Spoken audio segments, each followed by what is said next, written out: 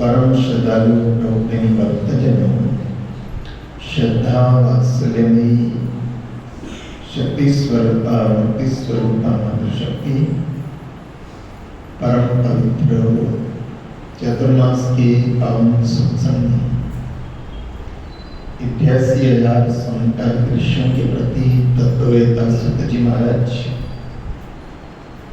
एवं बाबा रघुनाथ दास जी महाराज अपने शिष्यों के प्रति ये परम मंगल में पावन कथा को श्रवण करवानी है और काफी दिनों तक चला कर्म सिद्धांत की चर्चा। जो जस करी सो तस फल चाखा, इसलिए खूब भगवत नाम का आश्रय करते हुए जीवन जीना चाहिए। और अब जो है 88,000 संतन ऋषियों ने सूत जी महाराज से एक नया प्रश्न खड़ा किया है।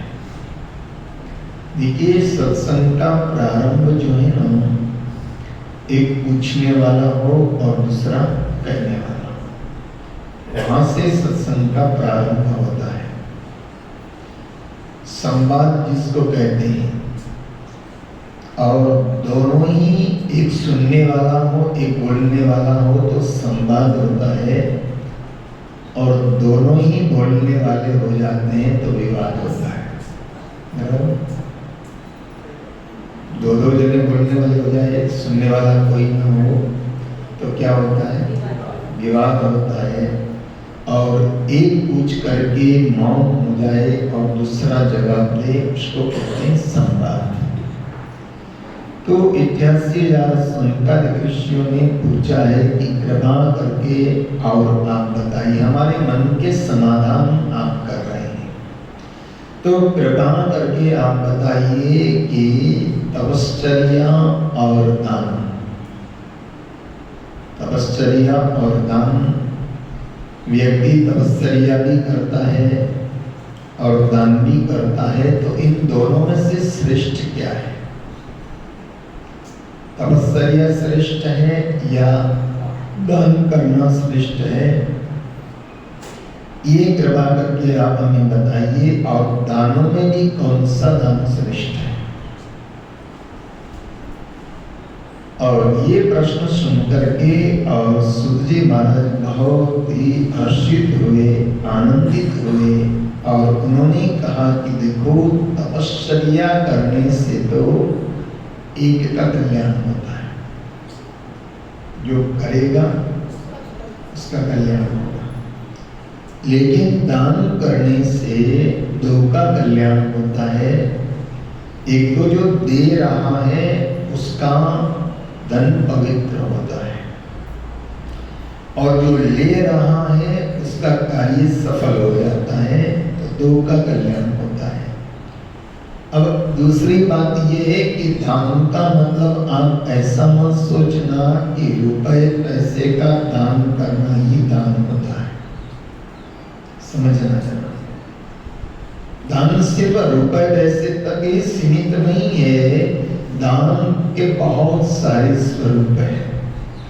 और एक बात और बताइए कि और युगों के अंदर तप श्रेष्ठ था, और युगों के अंदर यज्ञ श्रेष्ठ था, और युगों के अंदर दूसरे कार्य श्रेष्ठ थे, लेकिन कलयुग में तो नाम स्मरण और दान क्या श्रेष्ठ है? नाम स्मरण और दान करो। अब दान का मतलब कोई धन संपत्ति से नहीं है, ध्यान देना। अगर परमात्मा ने आपको सक्षम बनाया है, योग्य बनाया है, तो आपके धन को पवित्र करने के लिए धन का दान पात्र को देना। किसको? पात्र।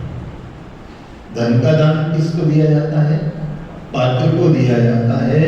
लेकिन वस्त्र दान आप किसी को भी कर सकते हो, और अन्न का दान आप किसी को भी कर सकते हो। धन का दान, सूत्र याद रखना, धन का दान पात्र को करना है, क्योंकि धन का दान के द्वारा जो है, अगर पात्र को दान हुआ और उस धन का अगर सही में उपयोग न हो करके और पापाचरण में उपयोग हुआ तो दान करने वाला भी उसका पाप का भागी होता है। अब आपने वस्त्र का दान किया तो वस्त्र ज्यादा दिन कितने दिन चलेगा बोलो? 6 महीने चल जाएगा। पॉलिस्टर अगर है तो साल भर चल जाएगा, फिर तो उसमें कमी आ जाएगी। लेकिन उससे भी त्वरित फल देने वाला दान क्या है बोले? अन्न का दान। त्वरित फल देने वाला क्या है? अन्न का दान। अभी भूख लग रही है और अभी भोजन कर लिया, तृप्ति हो जाएगी ना। और वो दान अगर आपका अन्न का दान कर जिसको किया वो खा करके क्या करेगा? 3 घंटे बाद तो उसको वापस 3 घंटे में 4 घंटे में भोजन पच जाता है ना। अब वो 4 घंटे में क्या पाप कर्म कर लेगा? इसलिए कहा गया है कि जितने भी दान है उन दानों के अंदर सर्वश्रेष्ठ दान क्या है? अन्नदान महादान। क्या है? अन्नदान महादान। लेकिन अब कोई कहे कि हमारे पास धन भी नहीं है, अन्न भी नहीं है, तो हम क्या करें? तो ध्यान देना, ये भी एक दान है कि किसी दुखी व्यक्ति को आप 2 प्रिय शब्द बोल करके और उनको सांत्वना दे दो, तो ये सांत्वना का दान हो। एक तो कोई दुखी आत्मा आपके पास आए और आप ऐसे शब्द बोल दो कि उसका दुख और ये लोग बोल देते ना, कोई बेचारा दुख के मारे रोता है, दुखी हो रहा है और उसको कोई कहते हैं हाँ तेरे कर्म का भोग है भोग, क्या होगा उसको? बोलो ना, दुख बढ़ेगा या सुख बढ़ेगा? दुख बढ़ेगा ना। तो उसको आप ऐसे शब्द बोल करके और दुखी भी कर सकते हो, लेकिन एक सांत्वना का दान होता है कि भी कष्ट आया है ना, आप उसको कह दो कष्ट आया है ना, तो कष्ट आया है तो ये भी निकल जाएगा। इसलिए ध्यान देना, हॉस्पिटलों में मरीज से ज्यादा लोग मिलने आ जाते हैं ना, तो मरीज आधा तो वैसे ठीक हो जाता है, बराबर। और कोरोना में जो लोग ज्यादा मर गए ना, वो बीमारी के कारण नहीं मरे। ध्यान देना, कोरोना में जो बहुत लोग मर गए ना, तो बीमारी के कारण न मरे, इस कारण से मर गए कि मुझे कोई पूछने वाला, बोलो, मुझे कोई समाचार पूछने वाला ही नहीं है। और मरीज को जितने लोग सांत्वना देने के लिए आ जाते हैं, किसी का ऑपरेशन हुआ, हम क्यों जाते हैं? भैया तो हमारे घर का ही आदमी है, पड़ोसी है, दूर का नहीं है, लेकिन फिर भी हम क्यों जाते हैं? उसके पास फल ले जाते हैं, उसको 2 मीठे वचन बोलते हैं, अरे बीमारी आ गई है या तकलीफ हो गई है तो आप जल्दी ठीक हो जाओगे, तो उस मरीज के अंदर एक पॉजिटिविटी आती है। हाँ, क्या आती है? पॉजिटिविटी आती है, उसके अंदर एक सकारात्मकता आती है कि हाँ इतने लोग कह रहे हैं तो मैं निश्चित ठीक हो जाऊंगा। और अगर उसको, इसलिए कोरोना में लोगों की मृत्यु बीमारियों के कारण कम हुई है, लेकिन घबराहट के कारण, एकांतता के कारण, सांत्वना का बात न मिलने के कारण ज्यादा लोग मर गए। तो ध्यान देना कि और कोई दान हम कर सकते हैं कि नहीं कर सकते, लेकिन हम सांत्वना का दान तो किसी को, बोलो, सांत्वना का दान करते हैं। क्यों लोग महात्माओं के पास जाकर के और कहते हैं ना कि इन गुरु जी के पास तो हम गए थे रोते रोते, लेकिन वापस आए तो क्यों? क्योंकि गुरु ज्ञान कर्म भोग तो है, सबको भोगना है, लेकिन गुरु के पास जाने से हमारे को एक ऊर्जा प्राप्त हो जाती है, हमारी बैटरी जो डिस्चार्ज हो गई है वो चार्ज हो जाती है और हमारे को उस कष्ट को सहन करने की शक्ति है। क्या मिल जाती है? शक्ति मिल जाती है, सांत्वना मिल जाती है। तो महात्माओं के पास, गुरुओं के पास, संतों के पास जाकर के और हम अपने दुख को क्यों भूल जाते हैं? और गुरुद्वार का मतलब क्या है कि जहां जाकर के तुम्हारा गम खुशी में बदल जाए, वही गुरुद्वार है। क्या है गुरुद्वार? किसको कहते हैं कि जहां तुम्हारा गम खुशी में बदल जाए, वही गुरुद्वार है।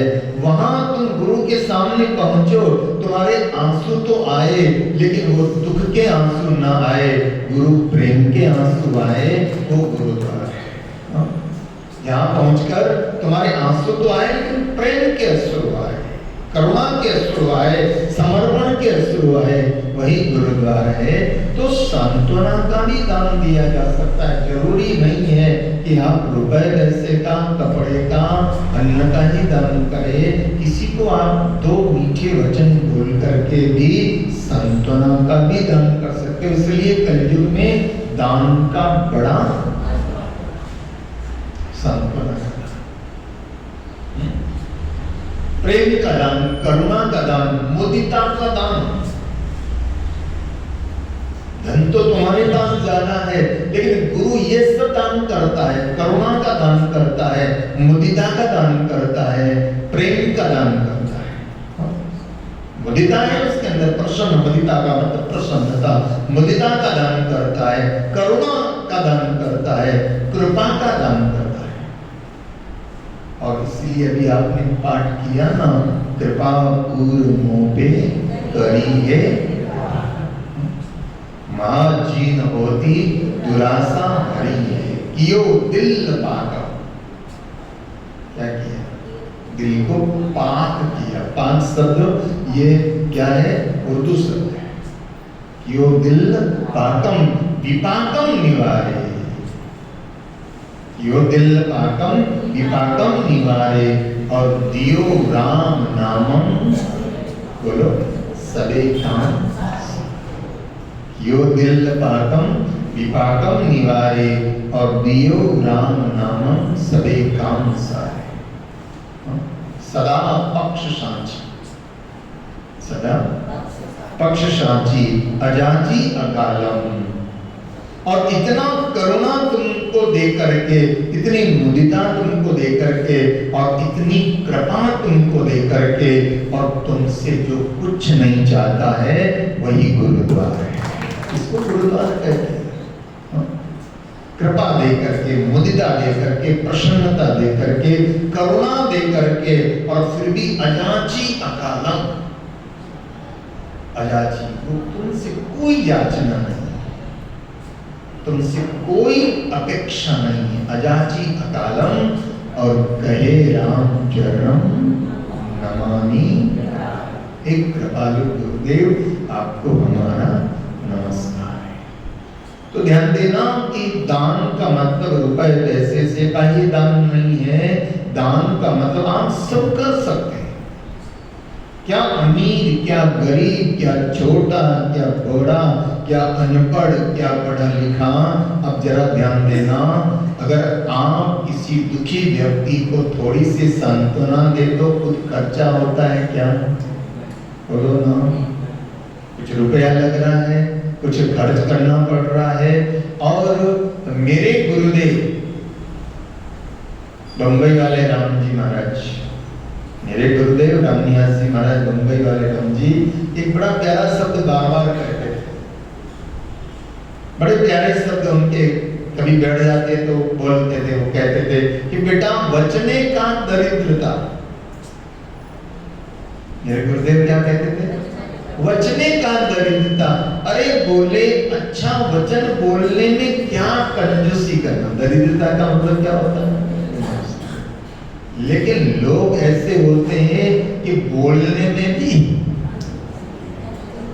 बोलो ना, लोग बोलने में भी कंजूस होते हैं। अरे किसी को अगर दुख मिट जाए, तुम शब्द बोल करके थोड़ा सा करुणा कर लो, और थोड़े से उसके साथ में सांत्वना के शब्द बोल दो, तो तुम्हारा कुछ खर्च हो रहा है।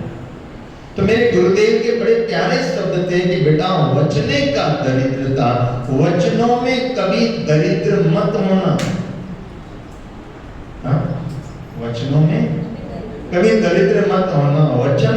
वचन में तुम्हारा क्या, अगर किसी को सांत्वना के शब्द अगर हम बोल देते हैं, और इसलिए भगवान को और गुरु को हम क्या कहते हैं? करुणा सागर। क्या कहते हैं? गुरु क्या है? करुणा का सागर है। संत क्या है? करुणा के सागर है। भगवंत क्या है? करुणा के सागर। और इसलिए रामचंद्र जी महाराज ने भगवान से यही कहा कि हे करुणा सागर राम जी, मेरी करुणा सुन लीजो। करुणा सागर राम जी, करुणा सुन लीजो, और भक्ति में बाधा पड़े ऐसी मत कीजिए। मेरे राम जी, मेरे गुरुदेव, आप मेरी करुणा को सुन लेना। मेरा सब कुछ चला जाए लेकिन मेरी भक्ति नहीं जानी चाहिए, ऐसी कृपा करना। तो दान, तपस्या से भी दान क्या है? बोलो, श्रेष्ठ है। और दान का मतलब सिर्फ ये मत लगाना कि तुम भोजन का दान करो, तुम रुपए पैसे का दान करो, तुम वस्त्र का दान करो, ऐसा नहीं। तुम अच्छे शब्दों का भी, अच्छे शब्द भी बोलो, प्रिय शब्द बोलो, अच्छे शब्द बोलो, प्रिय शब्द बोलो। और किसी दुखी संतप्त आत्मा को आप करुणा के शब्द बोल करके और उसके दुख को कम करने में सहायक अगर हो जाते हैं तो आप बहुत बड़े दानी हैं। इसलिए भगवान को कहा है, दानी हो बड़े दयाल, दीन को करो निहाल। श्री महाराज के शब्द हैं, रामचंद्र जी महाराज के शब्द हैं। दीन बंधु दीनानाथ, दीन को समाए हाथ, होएगे कृपाल नाथ, कृपा आप कीजिए। दानी हो बड़े दयाल, दीन को करो निहाल, और काल से बचाए मोहे, अभेदान दीजिए। कामना हरण देव, ये मेरे प्रभु, कामना हरण देव, और करो में चरण से। कामना हरण देव, करो में चरण से, और पाँव में अगम भेव, ऐसी दया कीजिए कि राम जी को नाम ध्याए, दुख गंध सर्व जाए। राम जी को नाम ध्याए, दुख गंध सर्व जाए, और राम ही चरण कहे, राम रस पीजिए। राम ही चरण कहे, राम रस पीजिए। और इसलिए शब्दों का दान का बड़ा महत्व है। शब्दों के दान बड़े महत्वपूर्ण है। किसी संतप्त आत्माओं को अगर आप दो करुणा के, दो प्रेम के, दो मुदिता के, दो आनंद के शब्द बोल देते हैं तो क्या होगा? उसकी चेहरे की जो है हंसी वापस आ जाएगी। और देना ही है तो कौन सा दान करो? किसी को मुस्कुराहट का दान करो, किसी को हंसी का दान करो, किसी को प्रसन्नता दो, खुशी दो। लेकिन दुनिया क्या करती है? दुनिया प्यासों को तपन देती। क्या है स्वभाव? हमारे जीवन में उदासी इतनी क्यों है? क्योंकि हम किसी की उदासी दूर करने का प्रयास नहीं करते। और संतों के जीवन में इतना आनंद क्यों है? क्योंकि वो आनंद के अलावा कुछ देते ही नहीं। दुनिया प्यासों को तपन देती है। क्या करती है? दुनिया प्यासों को तपन देती है और खिले हुए फूलों को दफन देती है। खिले हुए फूलों को दफन देती है और जीते जी तन को कोई कपड़ा नहीं देगा। देखा आपने, कोई आदमी मर जाता है, वो सगे संबंधी ला रहे हैं, साहब उसके सालों पैसा उड़ा है, पता है ना? बोलो, इतनी शालें इकट्ठी हो जाती है उसके ऊपर कि वो हरिजन भी क्या करेगा, जिसको दिया वो भी क्या करेगा, वही सालें घड़ी होकर के बाजार में बिक जाती वापस।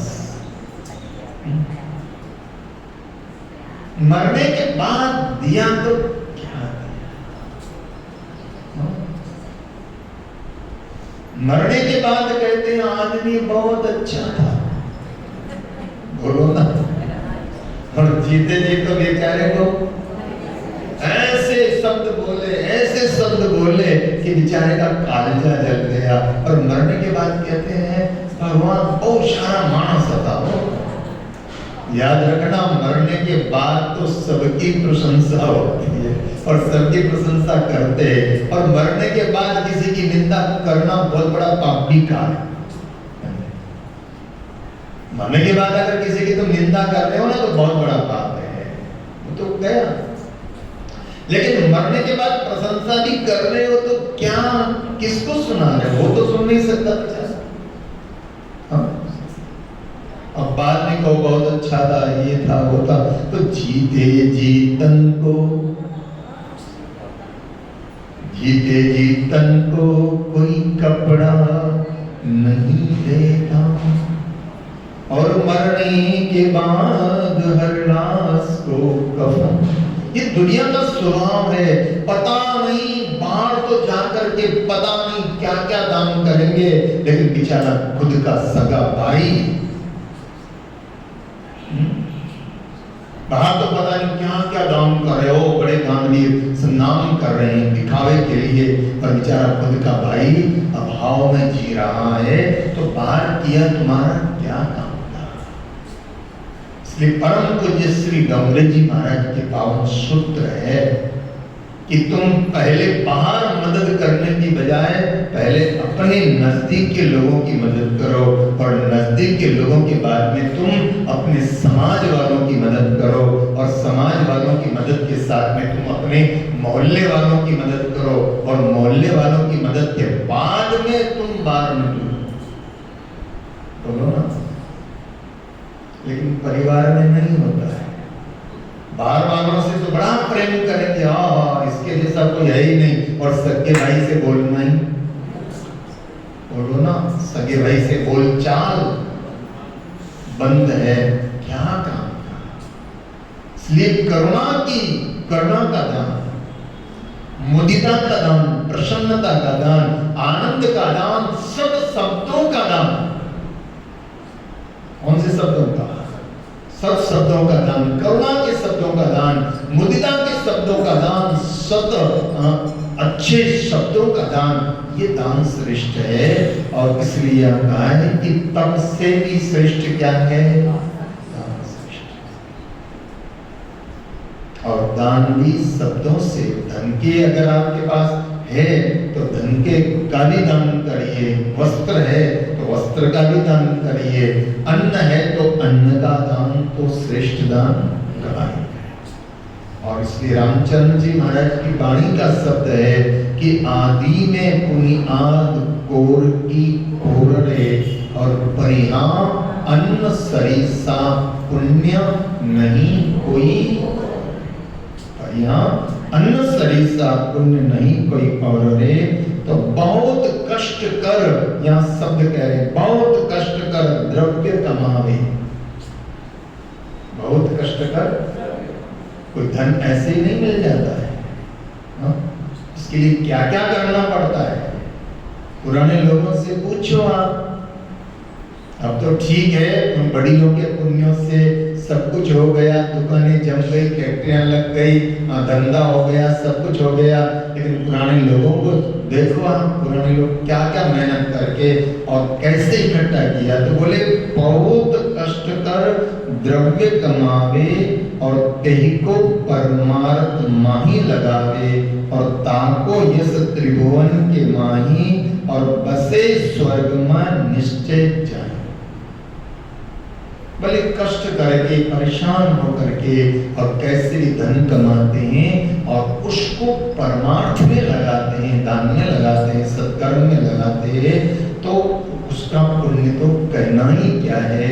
और उसके साथ में वचनों का, सत्कर्मों का, सद्विचारों का, और कुछ नहीं तो सद्विचारों का ही दान करो, ज्यादा नहीं दो, क्या करो, सद्विचारों का ही दान करो। विचारों का दान, इसलिए तो ये लोग, कई लोग होते हैं ना, सदग्रंथ का लोगों को वितरण करते हैं, गीता जी बांटते हैं। लेकिन ध्यान देना, बांटने वाला तो बांट देता, लेकिन हमारे पास तो एक पेज पढ़ने की भी फुर्सत। तो यहाँ अन्नदान की महत्वपूर्णता की बात बताएंगे कि कैसे अन्नदान श्रेष्ठ होता है। और उसमें एक महाभारत का पावन प्रसंग है। मुद्गल नाम का एक ब्राह्मण, मुद्गल नाम का एक ब्राह्मण जो कैसे अन्न इकट्ठा करता है।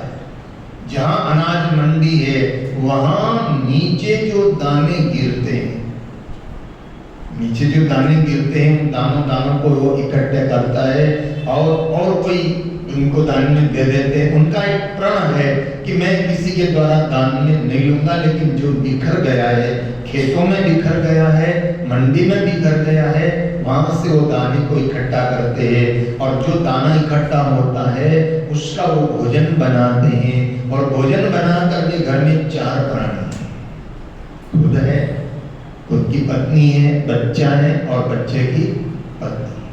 वो चारों प्राणी दाना इकट्ठा करके, और फिर ऐसा नहीं कि हमने इकट्ठा किया तो हमने ही खा लिया, वो कैसे उस अन्न का दान करके और फिर खाते हैं। और फिर इनकी परीक्षा लेने के लिए एक ऋषि है दुर्वासा, वो आएंगे और उस परीक्षा के अंदर कैसे मुद्गल उत्तीर्ण होते हैं वो सारी चर्चा कल के सत्संग में आपके समक्ष रखने का प्रयास करेंगे। छोटे राम जी को बहुत दिनों से नहीं सुना है? तो मैंने आज सुबह ही कहा, मैंने कहा बहुत, ये कह रहे थे कि मैं तो पादरा बोलूंगा, मैंने कहा बड़ौदा क्यों नहीं? मैंने कहा पहले तो अपने लिए बड़ौदा है ना, तो यही तो 2-3 गुरुवार से नहीं, शायद 2 गुरुवार से नहीं होगा। तो आज थोड़ा छोटे राम जी को सुनेंगे 15 मिनट कम से कम। छोटे राम जी 5 मिनट ज्यादा होते तो ज्यादा ले लेना। तो छोटे राम जी को सुनेंगे, उसके बाद में हनुमान चालीसा प्रसाद होगा। और ये मुद्गल का बड़ा प्यारा प्रसंग है, वो कल चर्चा करेंगे। सुख का सागर राम है, दुख का भंजनहार, राम चरण तजिए नहीं बजिए बारंबार। जो सुख है सत्संग में सो नहीं दूसरी ठाम, हरि चर्चा श्रवणा सुने रसना उचरो राम, रसना उचरो राम। नहीं कोई धोखा धंधा, संत छुड़ावे जगत काट आशा का फंदा। राम चरण आनंद अति निर्भय आठों याम, जो सुख है सत्संग में सो नहीं दूसरी ठाम। आनंद कंद अखिल ब्रह्मांड अधिनायक श्री राम सच्चिदानंद के चरणों में प्रणाम करते हुए, राम स्नेही संप्रदाय के आद्याचार्य स्वामी जी श्री रामचरण जी महाराज के चरणों में प्रणाम करते हुए, बड़ौदा रामद्वार के संस्थापक एवं राम स्नेही संप्रदाय के द्वितीय आचार्य स्वामी जी श्री दुल्हे राम जी महाराज के चरणों में प्रणाम करते करते हुए मंच पर विराजमान पूज्य गुरुदेव के चरणों में प्रणाम करते हुए आदरणीय श्रोताओं, भाइयों और बहनों,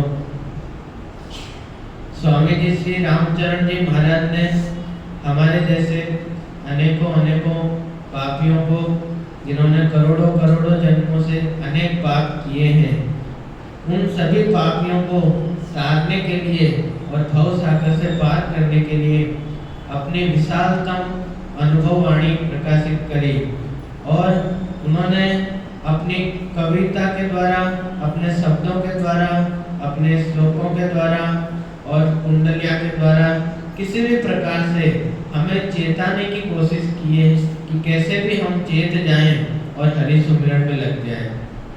और उसी कड़ी में उन्होंने कभी राम नाम की महिमा बताई, कभी गुरु की महिमा बताई, कभी अन्य चीज़ों की महिमा बताई और कभी सत्संग की भी महिमा बताई कि सत्संग करने का क्या फायदा होता है। तो ऐसे ही रोज का सत्संग चल रहा था, तो एक दिन श्री महाराज ने कहा, एक शब्द का उच्चारण किया कि जो सुख है सत्संग में सो नहीं दूसरे ठाव, कि जो सुख हमें सत्संग में प्राप्त होता है वो सुख कहीं और प्राप्त नहीं होता है। क्योंकि सुख कहाँ प्राप्त होगा? जहाँ पे दूसरे लोग सुखी होंगे वहीं हम भी सुखी होंगे। लेकिन संसार में तो दूसरे लोग भी दुखी है, तो वहाँ से तो हमें सुख नहीं मिल सकता। सुख तो कहाँ मिल सकता है? जहाँ दूसरे लोग सुखी हो, और दूसरे लोग भी सुखी कहाँ पे होंगे? जहाँ सत्संग होगा। इसलिए कहा सुख का सागर राम है। जहाँ राम नाम का सुमिरन होगा वहाँ सुख होगा, और राम नाम का सुमिरन कहाँ होगा? जहाँ सत्संग होगा। और जब हम सत्संग में जाएंगे तो हम भी सुखी हो जाएंगे। तो श्री महाराज ने शब्द का उच्चारण किया कि जो सुख है सत्संग में, कि मैंने जो सुख सत्संग में पाया है, जो सुख मैंने कृपा राम जी महाराज के सानिध्य में पाया है, वह सुख मैंने कहीं भी नहीं पाया।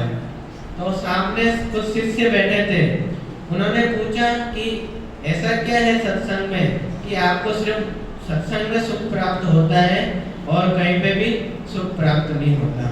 तब श्री महाराज ने फिर शब्द को और आगे बढ़ाया कि जो सुख है सत्संग में सो नहीं दूसरे ठाव। फिर सत्संग में जाते तो क्या होता है? हरि चर्चा श्रवणा सुने। सबसे पहला फायदा क्या होता है? हरि की कथा, भगवान की कथा, राम नाम की महिमा हमें सत्संग में प्राप्त होती है। और हरि की कथा सुनने से क्या होता है? हमारे कान पवित्र होते हैं, हमारे कान पवित्र होते हैं। संसार में तो हम दूसरों की निंदाएं सुनते हैं, दूसरों की निंदाएं करते हैं, भला बुरा कहते हैं, अच्छा बुरा कहते हैं, पाप पुण्य की बातें करते हैं। उससे तो हमारे कान गंदे हो जाते हैं। लेकिन जब हम सत्संग में आते हैं और हरि कथा सुनते हैं तो हमारे कान पवित्र हो जाते हैं। हरि चर्चा श्रवणा सुने, ये पहला फायदा जिससे हमारे कान पवित्र हुए। उसके बाद दूसरा फायदा, और रसना उचरे राम। हम सत्संग में जाएंगे तो जो वक्ता होगा वह तो सत्संग कर रहा होगा, वह तो चाहकर भी राम नाम का सुमिरन नहीं कर सकता, लेकिन हम तो श्रोता हैं, हम तो राम नाम का सुमिरन कर ही सकते हैं। और तो 24 घंटे में हमें 23 घंटे तो फुर्सत न होगी काम से, हमें और दूसरे कामों से फुर्सत नहीं होती है। संसार के कामों में हम फंसे रहते हैं, तब हमें हरि नाम सुमिरन का अलग से कोई समय नहीं मिलता। लेकिन यदि हम सत्संग में जाएं तो हमारे कान भी पवित्र होंगे, हम हरि की कथा भी श्रवण करेंगे और साथ ही साथ में भगवान का नाम हमारी जुबान पर आएगा, जिससे हमारी जुबान भी पवित्र हो जाएगी। रसना उचरे राम, और रसना उचरे राम नहीं कोई धोखा धंधा।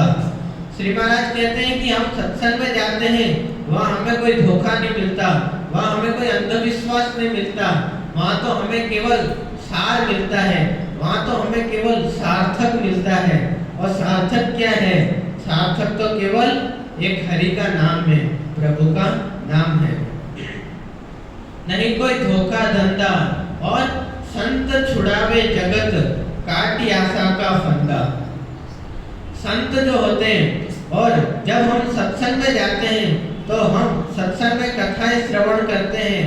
जब हम अजामिल की कथा श्रवण करते हैं कि कैसे उसने अपने पुत्र से आशा बांध रखी थी, कैसे उसने अपने पत्नी से आशा बांध रखी थी कि जब मेरा अंत समय आया है और जब मुझे यमराज ले जा रहे हैं तो मुझे बचाने कौन आएगा? मेरा पुत्र मुझे बचाने आएगा, मेरी पत्नी मुझे बचाने आएगी। यह आशा रख करके अजामिल बैठा है। लेकिन जब अंत समय आया तो ना तो पुत्र पास में आया और ना ही पत्नी पास में आई। पास में तो कौन आया? हरि के भक्त आए, हरि के गण आए। उससे हमें क्या श्रवण मिलता है? उससे हमें क्या सार मिलता है कि हमें जब हमारी कोई मुश्किल आएगी, जब हम संसार में तो मुश्किल में फंसेंगे, और जब हमारे में कोई मुश्किल आएगी तो संसारी मुश्किल से निकालने नहीं आएंगे। मुश्किल से निकालने तो कौन आएगा? भगवान के भक्ति आएंगे। संत छुड़ावे जगत काट आशा का फंदा। और आगे लिखते हैं, श्री महाराज कहते हैं कि मैं सत्संग में जाता हूँ तो और क्या प्राप्त होता है? राम चरण आनंद अति। जब मैं सत्संग में जाता हूँ तो मुझे अत्यंत आनंद प्राप्त होता है। राम चरण आनंद अति निर्भय आठों याम। सत्संग में जाने से हमें निर्भयता प्राप्त होती है। जब हम दुखी लोगों के पास जाएंगे तो हमें दुख प्राप्त होगा, सुखी लोगों के पास जाएंगे तो हमें सुख प्राप्त होगा। ऐसे ही जब हम निर्भयी लोगों के पास जाएंगे तभी हम निर्भय हो सकते हैं। हमें जो ये मृत्यु का भय है और हमारी मौत का भय है कि कैसे हमारी मौत होगी, कैसे हमारा शरीर छूटेगा, कैसे हमारा इस शरीर से बंधन छूटेगा, कैसे ये संसार के नाते रिश्तों से हम दूर हो पाएंगे, ये जो भय है, ये जितने भी भय हैं, ये भय कब दूर होंगे? जब हम सत्संग में जाएंगे। हर कोई ये भय दूर नहीं कर सकता। हम संसारियों से ये उम्मीद करें कि वो हमें निर्भय बना देंगे तो वो नहीं बना सकते, क्योंकि वे खुद ही भयभीत है। लेकिन जब हम सत्संग में जाते हैं तो जो संत होते हैं वे भी निर्भय होते हैं, और जो सत्संग हम श्रवण करते हैं वह भी निर्भय होती है। इसलिए कहा गया, निर्भय के शरण गया निर्भय ही हो जाए। जब हम निर्भय के शरण में जाते हैं तभी हम निर्भय हो पाते हैं। इसलिए सत्संग में जाने का और क्या फायदा होता है कि हम निर्भय हो जाते हैं। राम चरण आनंद अति निर्भय आठों याम। और इसलिए श्री महाराज कहते हैं कि जो सुख है सत्संग में सो नहीं दूसरी ठाम। जो सुख है सत्संग में सो नहीं दूसरी ठाम। इसलिए ये जो हरि नाम है, ये जो सत्संग है, ये सत्संग हर कभी हमें हमेशा प्राप्त नहीं होता है। जब हमारे पुण्य उदय होते हैं, जब हमारे करोड़ों करोड़ों जन्मों के पुण्य एकत्र होते हैं, और जब प्रभु की विशेष कृपा होती है, संतों की विशेष कृपा होती है, तब हमें सत्संग प्राप्त होती है। तब हमारे सत्संग के द्वारा कान पवित्र होते हैं, तब हमारे जिह्वा के द्वारा रसना पवित्र होती है, तब हमारे जीवन में आनंद आता है, और तभी हमारे जीवन में निर्भयता आती है। और इसलिए जहाँ पर ये सत्संग प्राप्त होता है वहीं पर सारी दुनिया झुकती है। हर किसी के आगे हमें नहीं झुकना चाहिए।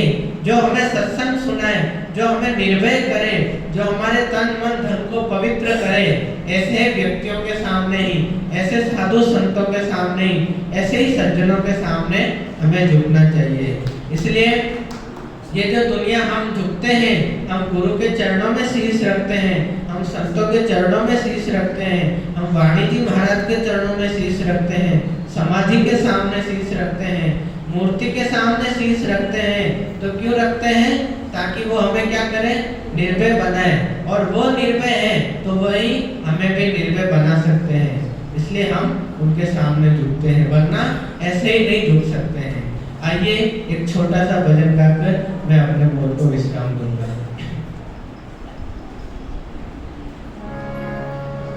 यूं ही नहीं झुकती दुनिया तेरे द्वारे, यूं ही नहीं झुकती दुनिया तेरे द्वारे। तकदीर बनती है सतगुरु